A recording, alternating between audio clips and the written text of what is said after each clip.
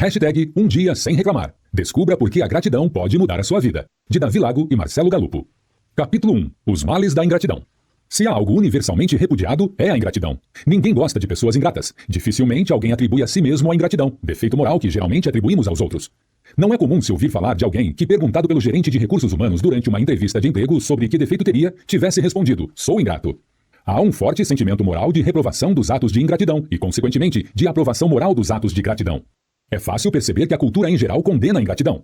Nos escritos dos filósofos ocidentais e orientais, nos mitos gregos, no hinduísmo, no budismo, no judaísmo e no cristianismo, na história da Guerra de Troia, nas fábulas de Esopo, de La Fontaine e de Perrault, dos irmãos Grimm, no Inferno, de Dante Alighieri, em Otelo, Macbeth e Júlio César de William Shakespeare, O Morro dos Ventos Uivantes de Emily Brontë, no Dom Casmurro de Machado de Assis e no Grande Sertão Veredas de João Guimarães Rosa, a ingratidão é sempre avaliada como um vício de trágicas consequências. Tome o Bhagavad Gita, por exemplo, um clássico do hinduísmo e da filosofia oriental. Nele, o arqueiro Arjuna está prestes a engajar-se em uma batalha ao lado da dinastia dos Pandavas contra a dinastia dos Kauravas.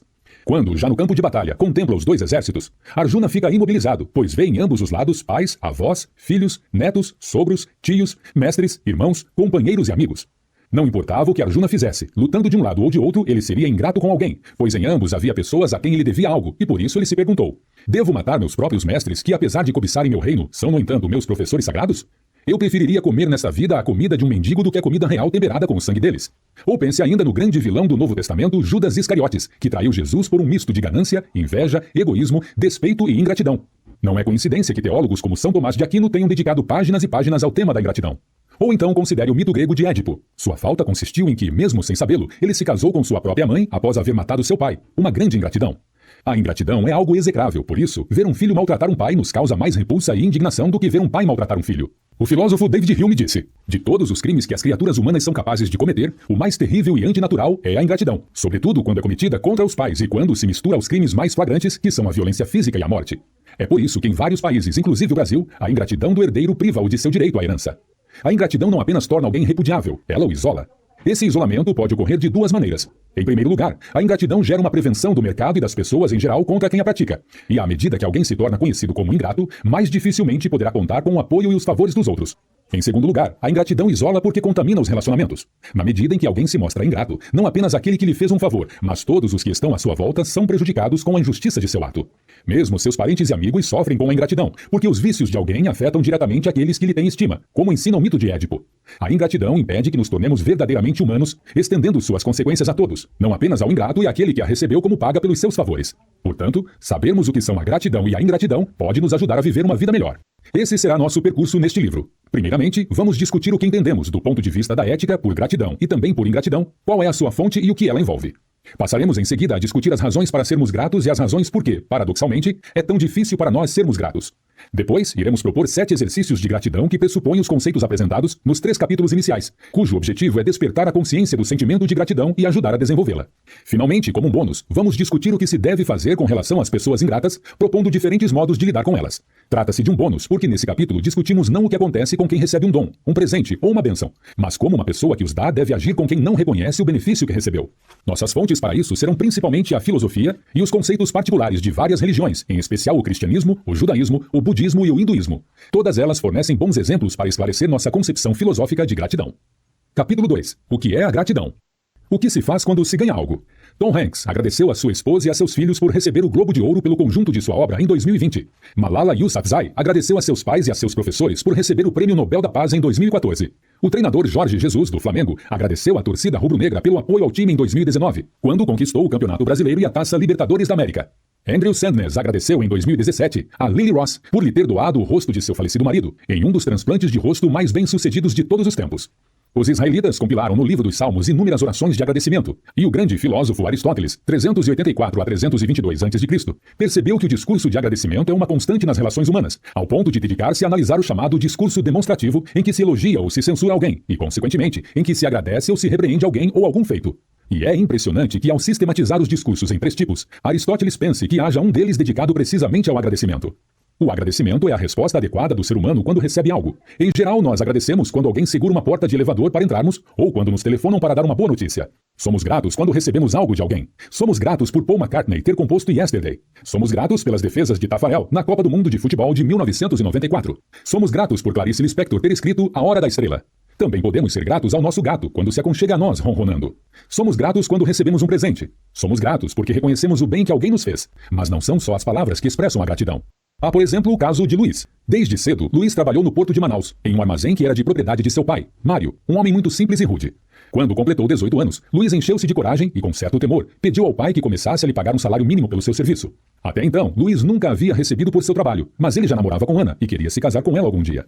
Quando Luiz pediu ao pai que passasse a remunerá-lo, este o despediu. Luiz, então, procurou seu padrinho, Francisco, dono de um pequeno hotel, para pedir-lhe um emprego. Mas Francisco lhe fez outra proposta. Durante um ano, pagaria um salário mínimo por mês a Luiz, não para que ele trabalhasse, mas para que ele estudasse para o vestibular de Direito da Universidade Federal do Amazonas. Luiz agarrou aquela oportunidade com muito entusiasmo e, em parte por seus dons naturais, em parte por causa do estudo que aquela bolsa lhe proporcionou, Luiz passou em primeiro lugar no vestibular. Luiz se casou com Ana no dia seguinte à sua formatura no curso de Direito.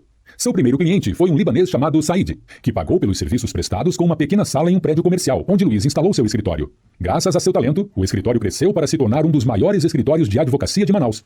Passados muitos anos, Francisco morreu. O hotel de Francisco havia ido à falência 20 anos antes e era Luiz quem mantinha seus padrinhos com uma mesada. Luiz havia custeado toda a educação dos 2 filhos de Francisco e foi ele quem sustentou a viúva de Francisco até a sua morte. No ano passado, Said morreu. Sua viúva procurou por Luiz e pediu-lhe que cuidasse do espólio de Said. Para a surpresa de Luiz, ao começar a inventariar os bens, ele descobriu que antes de morrer, Said havia consumido quase todo o patrimônio de sua empresa em maus negócios. Luiz nunca pensou em cobrar da viúva de Said pelo inventário, mas também nunca pensou que iria fazer o que fez. Ao final do processo, Luiz não só não cobrou pelo serviço, como também doou à viúva a sala que Said lhe dera em pagamento, muitos anos antes. Ele disse para a viúva: "A sala que o seu Said me deu quando comecei a advogar valia muito mais do que o serviço que prestei para ele, e sempre pensei que aquilo era injusto." Entenda, dona Joana, não estou fazendo caridade, estou fazendo justiça. Essa é uma história real sobre generosidade movida por gratidão. Agradecer. Questões linguísticas. Em todos os idiomas há uma palavra ou frase para expressar gratidão. Gracias em espanhol, thank you em inglês, dank em alemão, grazie em italiano, tak em norueguês, efaristo em grego, toda rabashi em hebraico, tezekur em turco, asante em swahili, spasiba em russo, multumesk em romeno, shukran em árabe, dhanyavad shukriya em hindi, arigato em japonês, doshie em mandarim. Mas em português, a palavra para agradecer tem um significado especial se a compararmos a outras línguas modernas. O professor Antônio Nóvoa, em um vídeo que ficou famoso na internet, distingue 3 níveis do agradecimento, palavra com a mesma origem etimológica de gratidão e de graça, a partir do ensino de São Tomás de Aquino, 1225 a 1274. Para Tomás de Aquino, há 3 graus na gratidão. O primeiro é que o homem reconheça o benefício recebido. O segundo consiste no louvor e na ação de graças. O terceiro consiste em prestar a retribuição no lugar apropriado e no momento oportuno, de acordo com as posses de cada um. O nível mais superficial de agradecimento é o nível do reconhecimento meramente intelectual. Meu intelecto reconhece que alguém me foi útil. Esse é o nível da língua inglesa, em que a expressão para o agradecimento é thank you, que vem do to think, pensar, ou da alemã, em que a palavra é dank, de denken. Aliás, é interessante notar que em alemão, pelo menos no dicionário, agradecer, danken, vem antes de pensar, denken. O nível intermediário é o nível do favor que se presta. Nível da língua francesa em que a expressão para agradecimento é merci, pois recebo uma mercê, um favor, uma graça. Mesma ideia do castelhano, gracias, e do italiano grazie. O nível superior é o nível do vínculo, o nível em que nos sentimos ligados a alguém pelo que nos fez. Nível da língua portuguesa, em que a expressão de agradecimento é obrigado. Eu me sinto obrigado diante de você pelo que você me fez. Mas obrigado a quê exatamente? A palavra agradecer e a palavra gratidão vem do latim gratia, que por sua vez vem do grego charis, que quer dizer graça, dom, presente recebido, algo que recebemos de outra pessoa, de Deus ou da natureza, algo que é importante para nós, mas que nós mesmos não podemos prover, algo que só podemos gozar e usufruir se for nos dado. A partir da Septuaginta, descobrimos que a palavra hebraica que lhe corresponde é ren, que significa um favor gratuito, intencional e especial feito pelo soberano ao súdito.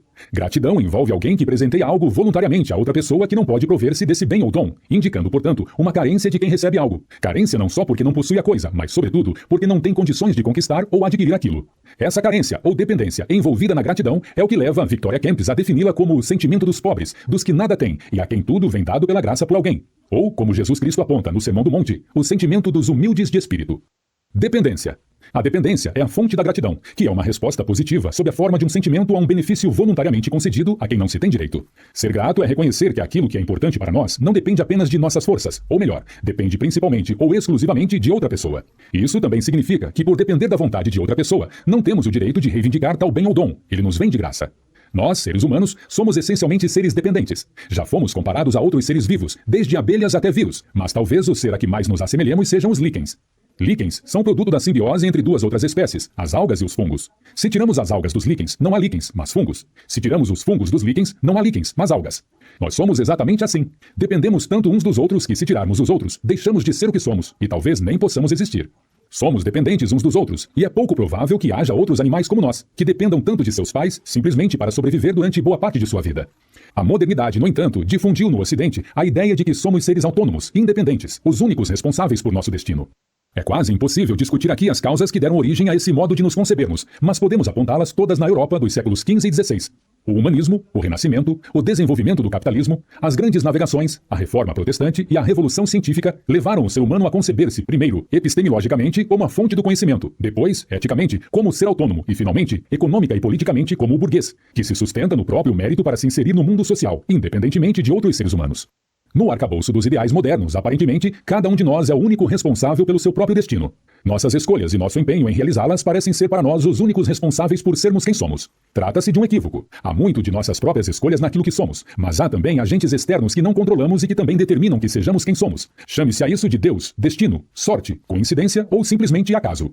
Como ensinava Sêneca a seu discípulo Lucílio, o destino guia quem o segue, mas arrasta quem lhe resiste. Uma alma verdadeiramente grande é aquela que se confia ao destino. Mesquinho e degenerado, pelo contrário, é o homem que tenta resistir, que acha preferível corrigir os deuses a emendar-se a si próprio. Sabe as palavras? A maior parte de nossa vida depende muito mais do destino do que de nosso simples desejo. E é por isso que o filósofo chinês Confúcio, do século VI a.C., entendia que a única coisa que dependeria exclusivamente de nós seria o nosso caráter. Não podemos escolher se seremos ricos ou pobres, mas podemos escolher se seremos honestos ou desonestos. Não podemos escolher se seremos saudáveis ou doentes, mas podemos escolher se teremos ou não coragem para enfrentar a doença. Somos seres dependentes. Dependemos uns dos outros e de fatores que não controlamos.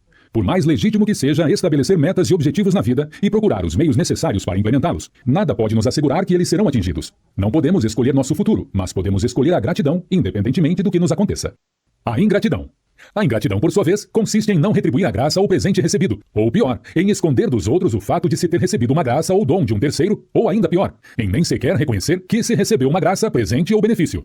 A fonte da ingratidão é a soberba, a arrogância de quem se vê superior aos demais e por isso afirma não depender de ninguém, concebendo-se a si próprio como autossuficiente. Mas essa soberba é irracional e não resiste ao teste da realidade. Para sermos concebidos, precisamos de duas pessoas, uma das quais irá nos gerar. Ao morrermos, precisaremos de pelo menos mais 4 que carreguem o nosso caixão. Entre o nascimento e a morte, precisamos de milhares de outras pessoas. Parafraseando o grande escritor C.S. Lewis, 1898 a 1963, o soberbo vê a todos como dependentes de si, mas não consegue perceber que ele também depende de outros.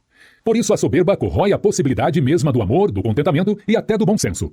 A relação entre a soberba e a ingratidão já foi observada por Miguel de Cervantes, 1547 a 1616, em uma carta que seu personagem, Dom Quixote, escreveu a Sancho Panza, aconselhando-o sobre como deveria agir para ser um bom governador.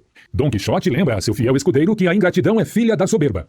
Um coração ingrato é terreno fértil para todo tipo de maldade. Se a gratidão é fruto do reconhecimento da dependência, o egoísmo e a soberba são a origem da ingratidão. Por isso o filósofo André Comte Sponville afirma que o egoísta é ingrato, não porque não goste de receber, mas porque não gosta de reconhecer o que deve a outrem. Alguns podem pensar que a fonte da ingratidão não seria a soberba, mas a nossa dificuldade em aceitar as coisas como são. Dificuldade gerada pela distância entre o ideal e o real, quando há o primado absoluto do princípio do prazer sobre o princípio da realidade, característico da vida das crianças. Ou seja, temos dificuldade em lidar com a distância que muitas vezes existe entre nossos desejos e expectativas em relação à vida e à realidade que se impõe diante de nós, que pode ser mais árdua que nossos planos e até brutal. Mas quando investigamos a fundo, descobrimos que essa distância não é a causa originária da ingratidão. No máximo, é uma causa derivada decorrente da visão exagerada e deturpada que formulamos sobre nós mesmos. Temos a tendência de projetar sobre nossas vidas uma expectativa descomedida, exagerando nosso valor em detrimento do valor dos outros. Iludimos a nós mesmos sobre o poder que temos de conduzir nossa vida como quisermos, sobre o poder que temos sobre nosso destino. São o egoísmo e a soberba que elegem a nós como critério e modelo para o mundo, que produzem uma defasagem entre o ideal e o real. A ética da gratidão. Não basta dizer o que a gratidão é, precisamos saber também o que a gratidão não é. E o mesmo ocorre com a ingratidão. Por exemplo, ingratidão não se confunde com traição. Há, evidentemente, uma profunda conexão entre ambas, pois implicam a ideia de se retribuir um bem com o mal. Por isso, ingratidão e traição muitas vezes são tratadas como sinônimos.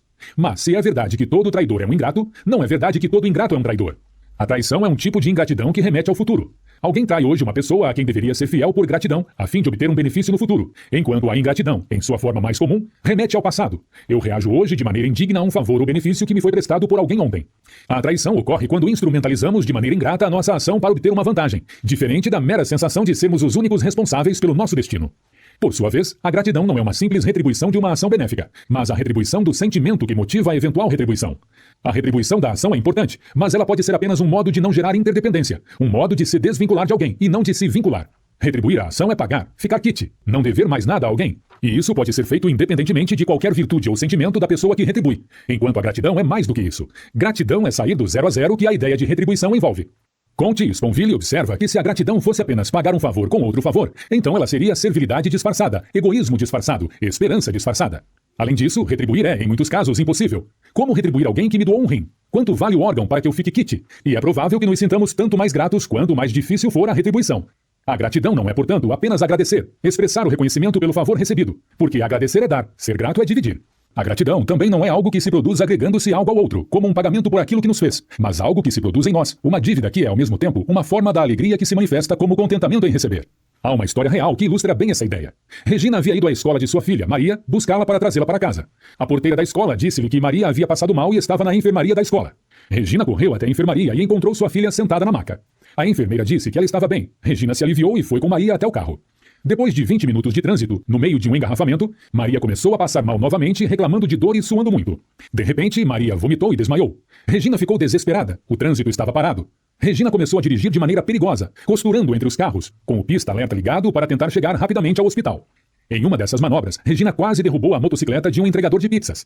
O motociclista alcançou o carro de Regina e, antes de dizer qualquer coisa, olhou para dentro do carro, viu Maria desmaiada, Regina aflita e entendeu tudo. "Dona, vou abrir caminho para a senhora", disse o motociclista, e saiu buzinando e pedindo passagem com os braços. Eles chegaram em 5 minutos ao hospital. Regina correu com sua filha nos braços em direção à portaria e, quando olhou para trás, lembrou que deixara sua bolsa dentro do carro e o carro aberto.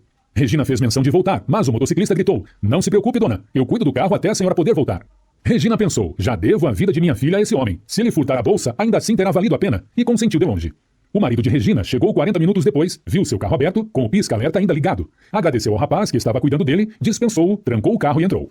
Maria já estava melhor e Regina saiu, sem saber que o marido já havia dispensado o motociclista de seu posto. Regina não encontrou o motociclista. Sua bolsa e seus pertences estavam trancados dentro do carro. Regina nunca soube nem sequer o nome do rapaz. Nunca conseguiu agradecer-lhe. Mas, desde que isso ocorreu há 10 anos, ela ora por ele todas as noites. O fato de ela não ter retribuído não significa que não seja grata. O filósofo Baruch Spinoza, 1632 a 1677, afirmou em sua Ética que o agradecimento ou gratidão é o desejo ou empenho de amor pelo qual nos esforçamos para fazer bem a quem, com igual afeto de amor, nos faz bem. Se considerarmos que, segundo Spinoza, o amor é uma alegria acompanhada da ideia de uma causa exterior, então a gratidão é a alegria por termos recebido de alguém algo que nos era importante e que não éramos capazes de alcançar por nós mesmos. Alegria que nos vincula pela interdependência ao outro, a quem queremos bem e, por isso, a quem também fazemos o bem. Gratidão envolve reciprocidade. Gratidão é uma das maneiras de dizer amor. Por isso, a gratidão, apesar de se manifestar em quem recebe o dom, mais do que em quem o concede, não se encerra naquela pessoa. Gratidão é também compartilhamento solidário do dom, amor que transborda gerando serviço, que gera novamente amor. Como diz Victoria Camps, a capacidade de agradecer não só mostra que se valoriza o que se tem, mas se constitui em um caminho para a solidariedade com os que não têm. Há, portanto, uma importante questão ética na gratidão. Ela apresenta uma justificativa para a ação, o reconhecimento da dependência que temos uns dos outros, e vincula determinado sentimento que se produz na pessoa agradecida por seu ato, uma espécie de amor. Capítulo 3. Por que ser grato? A utilidade da gratidão. Há uma fábula de Esopo que se chama A Formiga e a Pomba. Ela conta que uma formiga começou a se afogar na água. Uma pomba que voava por ali viu a cena e, tomada de compaixão, arrancou um galinho e jogou-o na água, pelo qual a formiga se salvou. Passado algum tempo, um passarinheiro besuntou caniços com visgo e prendeu a pomba. Vendo isso, a formiga mordeu o pé do passarinheiro, que se desequilibrou e agitou o caniço, facilitando a libertação da pomba. Veja como, em primeiro lugar, a gratidão estabelece vínculos de solidariedade entre aquele que recebeu um favor e aquele que o praticou. Por meio da gratidão, os relacionamentos deixam de se pautar apenas por padrões utilitaristas, nos quais o outro só importa quando nos é útil. A solidariedade é um efeito colateral da gratidão. Em segundo lugar, a gratidão também embeleza as pessoas, torna-as mais atraentes. Para além do conceito jurídico e teológico de charis, há nessa palavra grega um sentido estético. Os filósofos gregos Platão, 428 a 327 a.C., e Plotino, 205 a 270, afirmavam que algo era belo se tivesse graça, se fosse gracioso. A beleza de algo dependeria do fato de que há uma característica intrínseca àquilo que é belo que não pode ser reduzida a outros conceitos, como proporção, harmonia ou dignidade, e que faz com que a coisa seja altamente apreciada em si mesma do ponto de vista estético. Pode parecer que quando dizemos que a gratidão embeleza a pessoa, devemos estar usando o termo beleza metaforicamente, com um sentido completamente diferente do que atribuímos ao termo quando dizemos que uma modelo famosa ou que uma obra de arte é bela, é graciosa, mas é exatamente o contrário. Algo intrínseco e, nesse sentido, exclusivo, à elegância inquestionável de Constanza Pascolato, ao drama e à perfeição dos afrescos de Michelangelo na Capela Sistina, ou ao cuidado do advogado Luiz com seus benfeitores. Algo intrínseco a quem concede um favor, um dom ou uma graça, mas também intrínseco a quem, movido pela gratidão, desenvolve determinado sentimento em relação ao benfeitor, fazem deles pessoas graciosas, fazem deles seres únicos e dignos de alto apreço. Em terceiro lugar, a gratidão é fonte de felicidade, alterando nosso cérebro e afastando a depressão, melhorando nosso sono, estimulando nossos relacionamentos amorosos e aumentando a nossa imunidade biológica. O professor Glenn Fox realizou um experimento para determinar essa conexão, expondo voluntários a depoimentos gravados por sobreviventes do Holocausto que se salvaram com a ajuda de outra pessoa. Os testemunhos foram traduzidos para a segunda pessoa, como se o depoimento fosse vivido pela pessoa que o ouvia, algo mais ou menos assim. Imagine que, em uma noite de inverno, em um campo de concentração, você recebesse um agasalho de outro prisioneiro, pedindo aos voluntários que tentassem se imaginar efetivamente naquelas situações.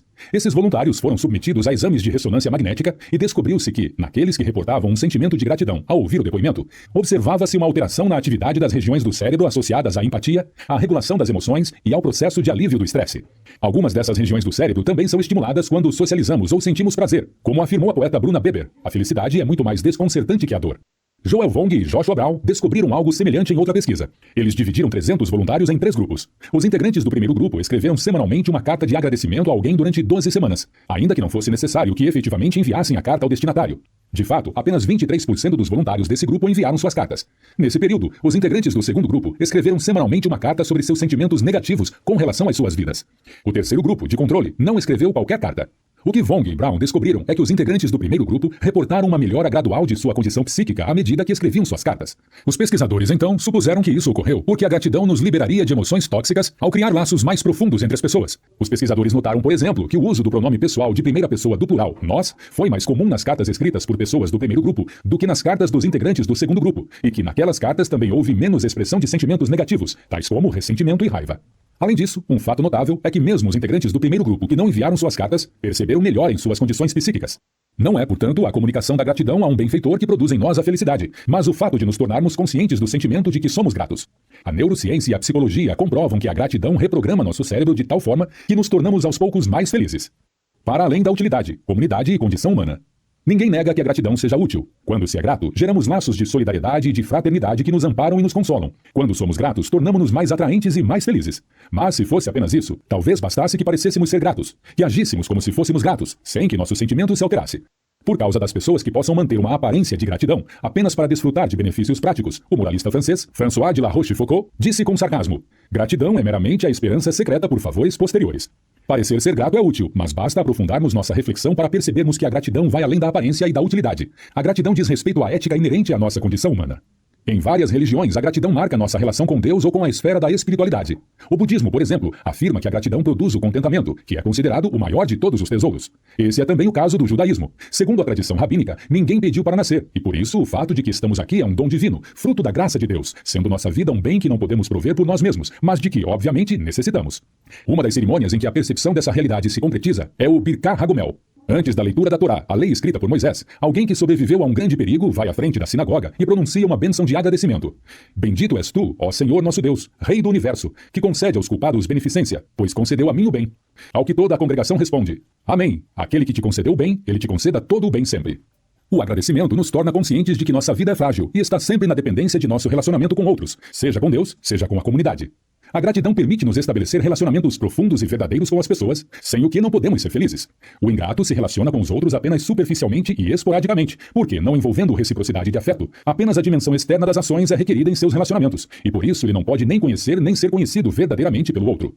Os relacionamentos superficiais, entretanto, inviabilizam a vida em sociedade no longo prazo. A gratidão produz vínculos sociais e vemos isso, por exemplo, nos mandamentos dados por Deus a Moisés no Monte Sinai. Entre eles, há um que diz: honra teu pai e tua mãe, conforme o Senhor teu Deus te ordenou, a fim de que teus dias se prolonguem e que sejas feliz sobre a terra que o Senhor teu Deus te dá. Trata-se de um princípio ético de justiça intergeracional.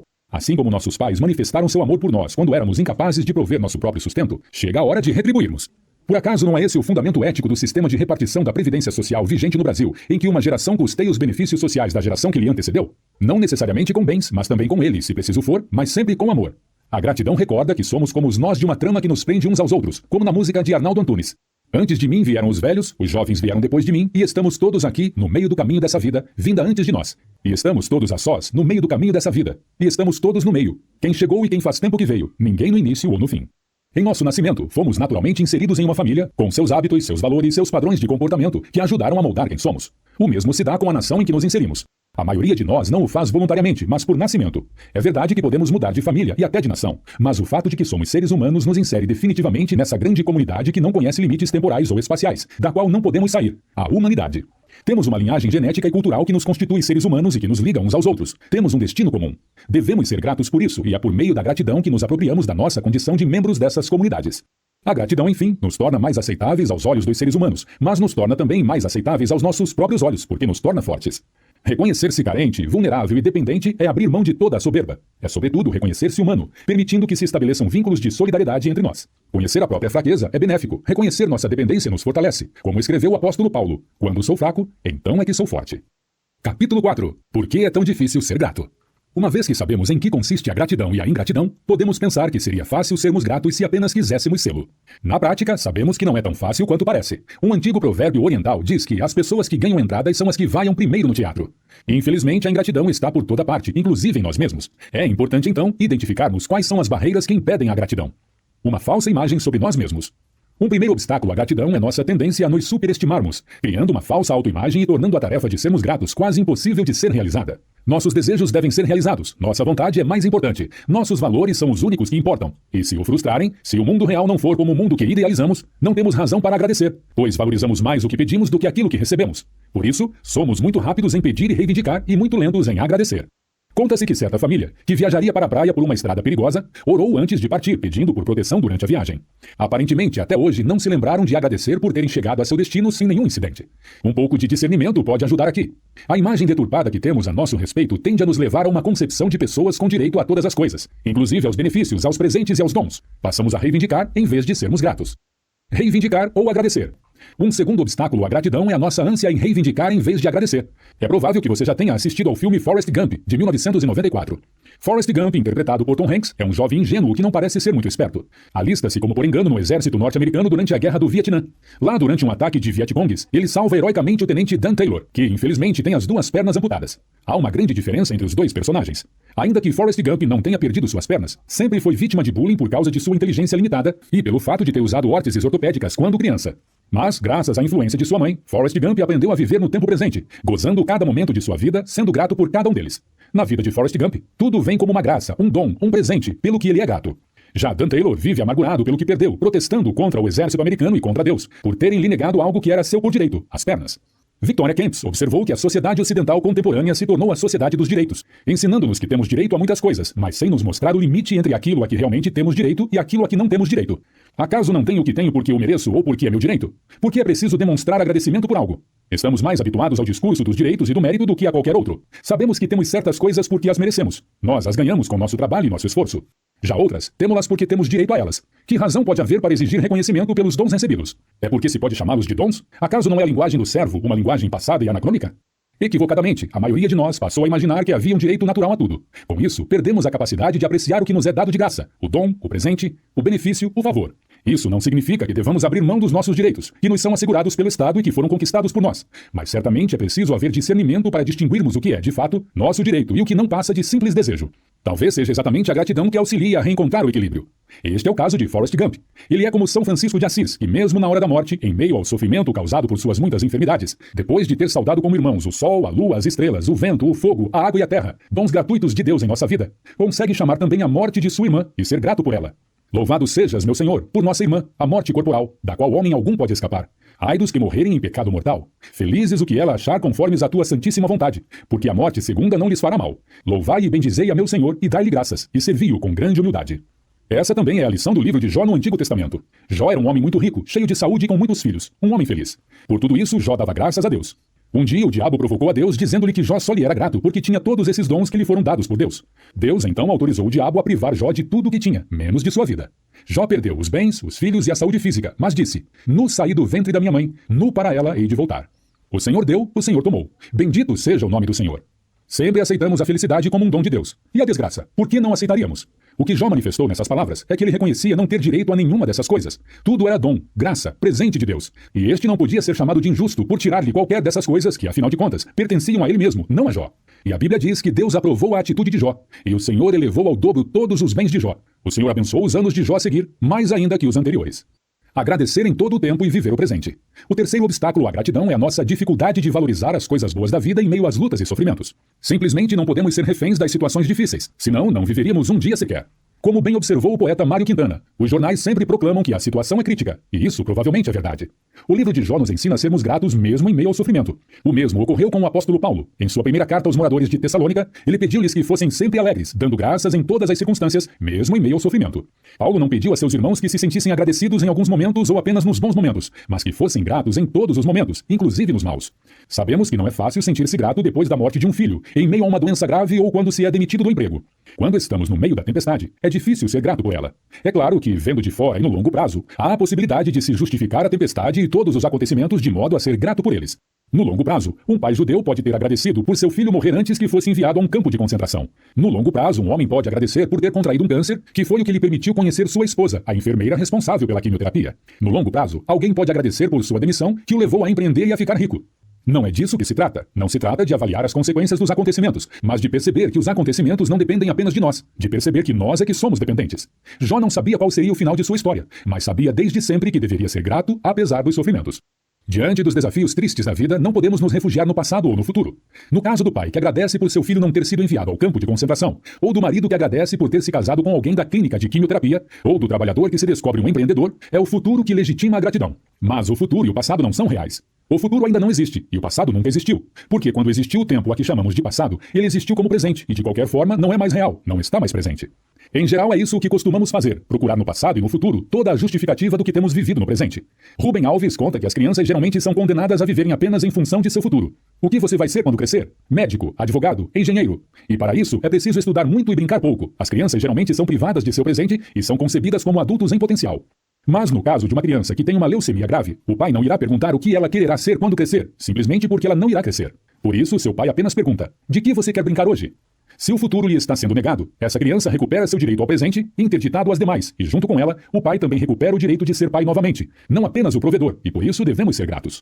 Muito de nossa incapacidade de apreciar a beleza do mundo que nos cerca e de sermos gratos está no fato de que perdemos a capacidade de viver no presente. Nossa vida, via de regra, é regida apenas pelo futuro ou pelo passado. Como dizem Mark Williams e Danny Pennan, nós só temos um momento para viver, este momento, mas tendemos a viver no passado ou no futuro. É raro notarmos o que está acontecendo no presente. Quando percebemos que só podemos ser gratos pela vida presente, somos levados a perceber que tudo é um dom, que somos interdependentes em todas as coisas. Percebemos que a vida é um dom gratuito e devemos estar agradecidos por cada momento em que inflamos o peito ou por cada momento em que ouvimos uma criança chamar pelo nosso nome. Devemos ser gratos pelo tempo presente. É ilusório adiar a gratidão para um tempo futuro indeterminado. É inútil carregar o passado de reclamações e ressentimentos. Devemos ser gratos pelo que recebemos e não pelo que gostaríamos de receber. Devemos aprender a viver no presente. A vida está acontecendo agora. Caminharemos adiante com gratidão ou não? Vamos envelhecer amargurados ou vamos nos tornar cada vez mais gratos como uma criança? Afinal, somos cada vez mais jovens nas fotografias, como diz a poeta Ana Maria Marques. Ou seja, o tempo passará de qualquer maneira. Portanto, é importante lembrar que a vida é um dom gratuito que nos foi concedido sem que por ela pedíssemos e sem que a ela tivéssemos direito. E por isso só podemos ser agradecidos. Mas só podemos fazer isso nos concentrando no que temos, não no que nos falta. Quando falamos que é possível ser grato mesmo em meio ao sofrimento e a eventos que só podem ter consequências ruins, como a perda de um filho para uma doença grave, afirmamos que mesmo nessas circunstâncias há ocasião para ser grato, não obviamente pela morte do ente querido, mas pelo tempo que viveu. Essa talvez seja a lição do filme A Chegada, de Denis Villeneuve, de 2016. Essa foi a lição de Randy Pausch, um professor universitário norte-americano que, acometido por um câncer incurável, que o matou em pouco tempo, proferiu uma conferência de despedida em sua universidade sobre como aproveitar a vida e sobre o que de fato importa nela. Gratidão é uma das palavras que sintetizam o modo como encarou sua vida. Há uma parábola budista, contada por Daisetsu Teitaro Suzuki, que ilustra essa ideia. Havia um estudante, frustrado com a escola e preocupado com o futuro, que procurou seu professor em busca de alguma orientação sobre como agir. O professor lhe contou uma história, dizendo que havia um monge que estava caminhando pelas montanhas. De repente apareceu um tigre que começou a caçar o pobre rapaz. Para se proteger, ele correu para a beira do penhasco e desceu para uma plataforma na montanha, dependurando-se na raiz de uma árvore, de modo que aquele tigre não conseguia alcançá-lo. Alguns metros abaixo, ele viu outros 15 tigres, todos famintos e prontos a devorá-lo. O monge estava ali, equilibrando-se e esperando que os tigres desistissem dele e fossem embora, ou que ele se cansasse de se equilibrar e caísse para a morte certa. Para piorar a situação, a raiz na qual se dependurara estava se arrebentando aos poucos. De repente, o monge olhou para a esquerda e viu um pé de morango, no qual havia um único morango, maduro, vermelho, fragrante. O monge então pensou: mas que morango maravilhoso! Logo apanhou-o e comeu-o. O estudante esperou algum tempo para que o professor terminasse a história, mas depois de alguns minutos ficou claro que ela já havia se encerrado. E o estudante disse: mestre, não entendi. O monge está prestes a ser devorado e come um morango. Isso é tudo? Qual é a lição? O mestre respondeu: a lição é saber e abraçar a experiência de estar vivo. Você deve estar vivo a cada momento de sua vida. Olhe para você. Você está fugindo dos tigres que estão perseguindo você, pensando que